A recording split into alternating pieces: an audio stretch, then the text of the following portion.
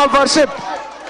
ఆయన నమ్మకం బట్టే, ఆయన కేవలం నమ్మకం బట్టే ఇంతమంది వాళ్ళు ఈ స్టేజ్ పైన ఉంచోగలుగుతున్నాం. సార్, ఈ రోజుల్లో సినిమా సెకండ్ ప్రయారిటీగా ఉండి, డబ్బు ఫస్ట్ ప్రయారిటీగా ఉండి అందరు సినిమాలు చేస్తున్న ఈ ట్రెండ్లో ఎప్పుడు సినిమా ఫస్ట్ ప్రయారిటీ కింద పెట్టుకుని తీసేరు గుణశేఖర్ గారు.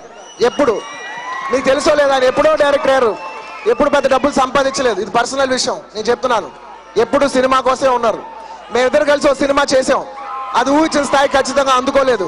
కానీ నాకు అనిపించింది ఆ రోజు, ఈయనతో సినిమా ఉంటే మళ్ళీ నేను ఖచ్చితంగా చేస్తాను. ఎందుకంటే ఇవాళ కాకపోయినా ఆయన ఎఫర్ట్ రేపైనా పే అవుతుంది. ఎందుకంటే సినిమా మీద ప్యాషన్ ఉన్న మనిషి నిజంగా గుణశేఖర్ గారు. కాబట్టి ఆయన సాయశక్తులు మించి ఇవాళ ఈ సినిమా తీయగలిగారు. ఇంత ప్యాషనెట్ ఫిల్మ్ మేకర్ తెలుగులో ఉన్నందుకు నేను నిజంగా గర్విస్తున్నాను. ఆ తెలుగు ఫిల్మ్ ఇండస్ట్రీలో నేను ఉన్నందుకు నిజంగా గర్విస్తున్నాను. Thank you very much sir. ఈ సినిమా మీకోసం ఆడాలి సార్, అందరి కోసం కంటే మీకోసం ఎక్కువ ఆడాలి.